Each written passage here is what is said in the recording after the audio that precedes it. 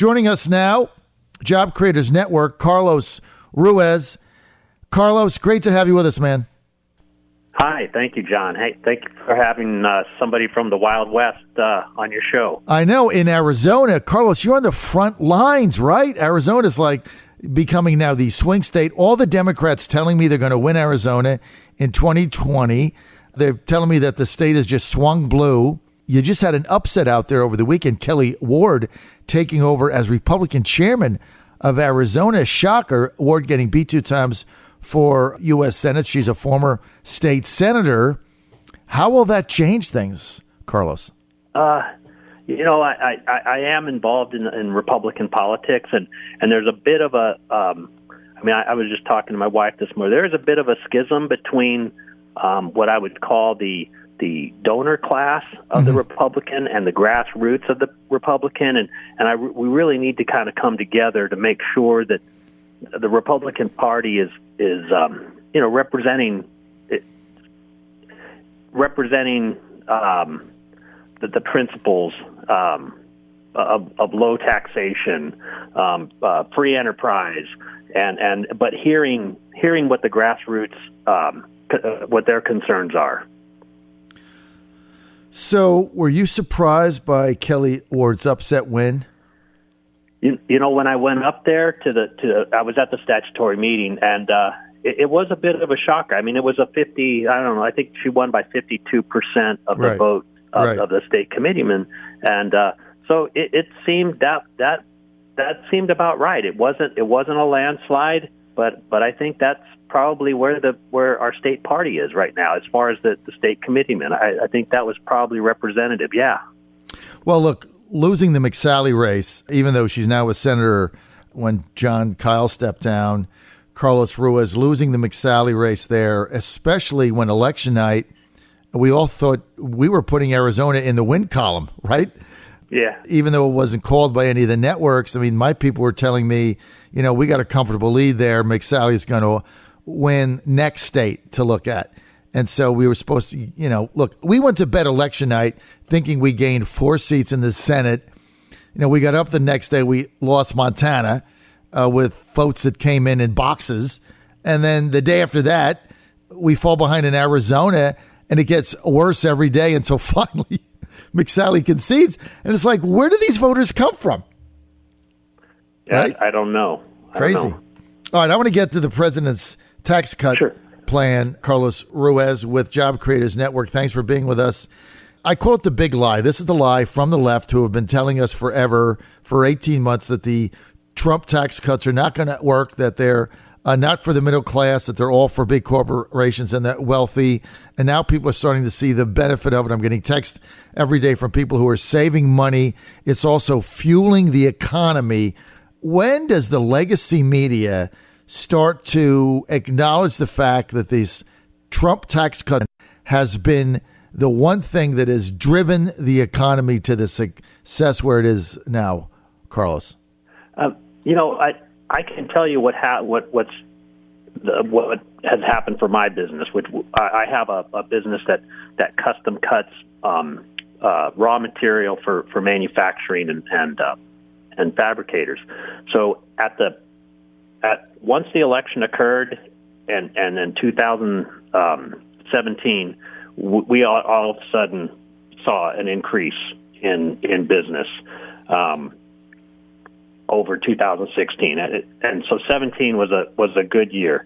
And then in 17, at the end of 17, when they passed the tax cuts, 18 just took off. There was so the president's election built confidence in business, small business and big business, that drove demand for goods, but that tax cut, once that tax cut, it just took off. In 18, we were up 25% in sales last year, and knowing that I had a tax cut and I was making profit, I bought a second abrasive water jet machine. I increased pay for my employees.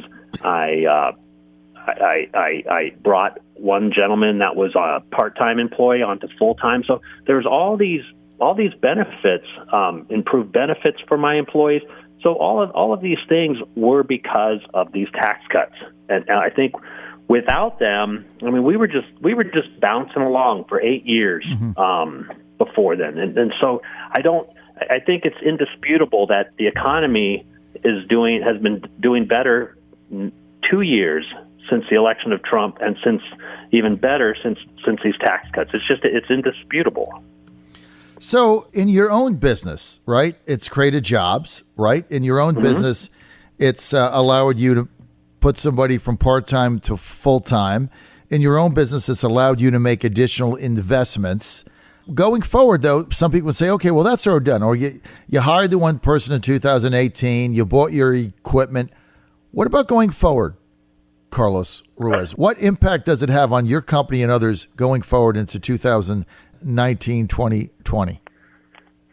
Well, it gives me some stability, and also, we're still seeing demand from all different sectors, and so it just gives the knowing a nice stable tax system. I know, okay, if I grow more, I can buy more equipment and know how it's going to be expensed, if I can expense it right away. So it just gives me some stability, knowing what's going to happen several years. Now, the only problem is that this tax cut. My business is a pass-through. It's an S corporation, so that was not something that was made permanent. That was something that was advocated by the Job Creators Network and that was put into the bill. But what we need to do is we need to make that portion of the tax cuts that needs to be made permanent, because that will expire. I think in 2024, 25, right. And so that would not be a good thing for all of a sudden a rollback into the old days where your equipment's depreciated at different schedules, and it just would make things more complicated. Now, listen, Carlos Ruiz, you got the thing nailed. This has got to be permanent, because it's permanency that drives long-term behavior, right? Because if you think of something as short-term, right, it's just a one-shot deal. You're not going to make longer-term decisions. You're on the John Fredricks Radio Network, trucking the truth across America. We're with business owner and longtime tax cut and economic prosperity advocate Carlos Ruiz. He's live in Arizona, and he runs a small business been impacted by the tax cuts. Carlos, there's a movement underfoot right now to raise the minimum wage to $15 an hour. Minimum wage is $7.25. There's a lot of us that believe minimum wage does merit an increase, maybe $10.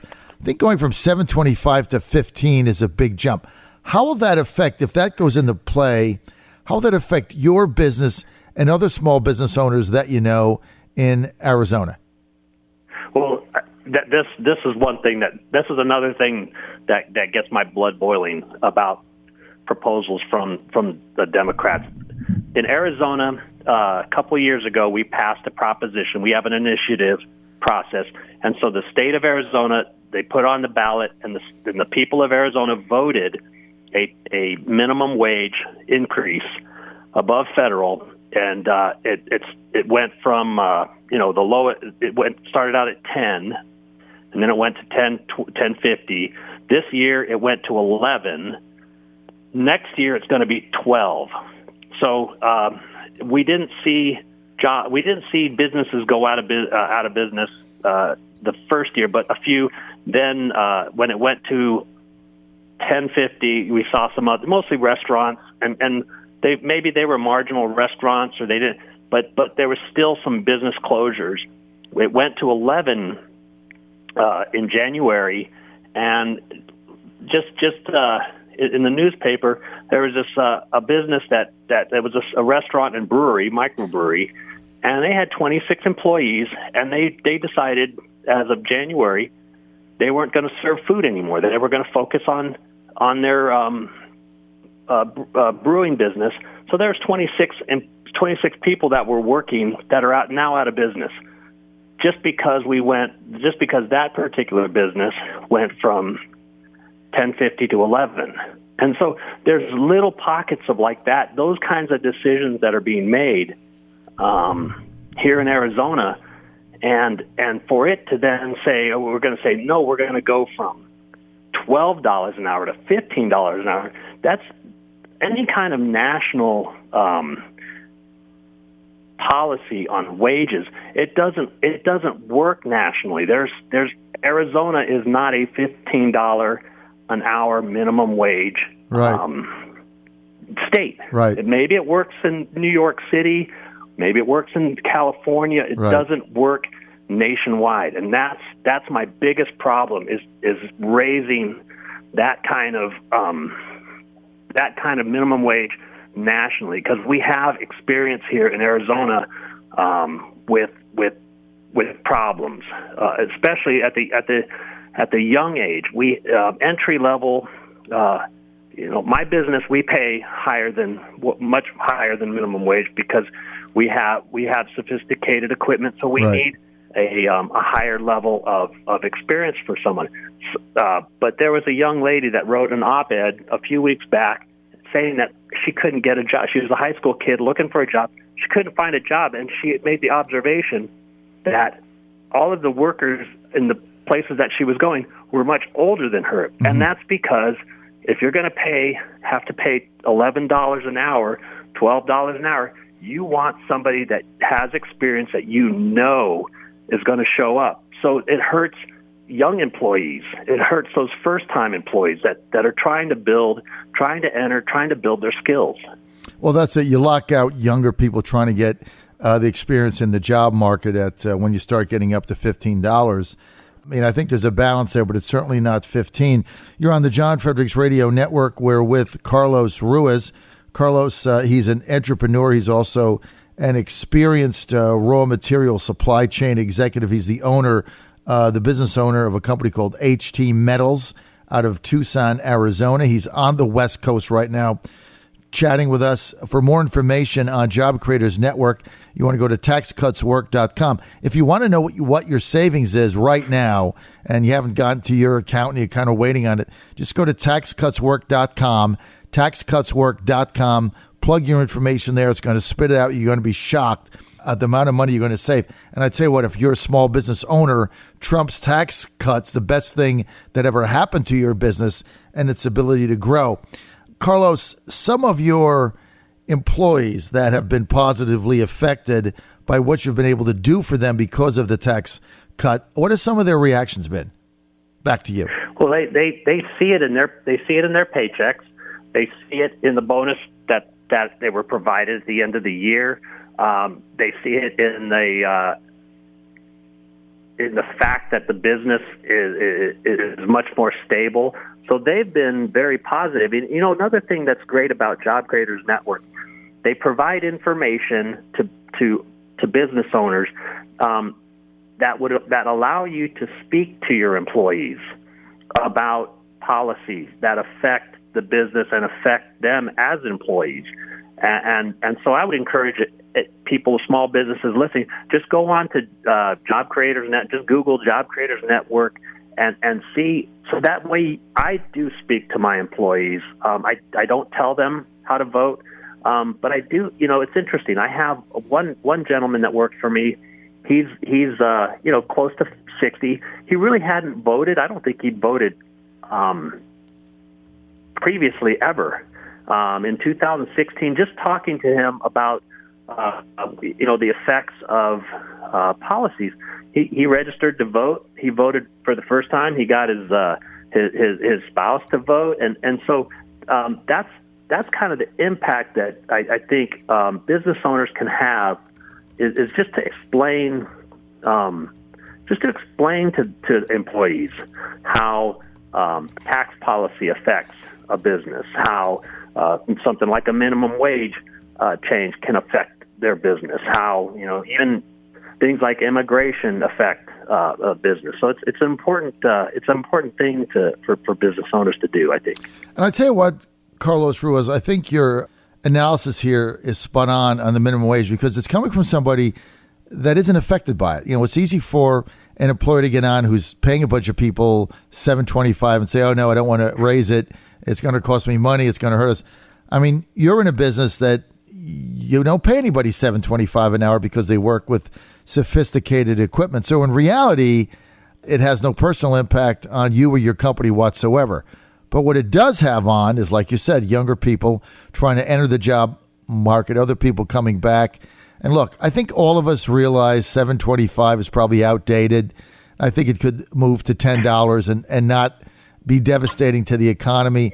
But when you start stepping this up to $12, $13, $14, $15, I mean, you just simply price people out of jobs that are starting out. And the government shouldn't be mandating that. Is there a minimum wage number that you think works, Carlos? Well, I say there shouldn't be. I'm probably there shouldn't be a minimum wage. I think local demand for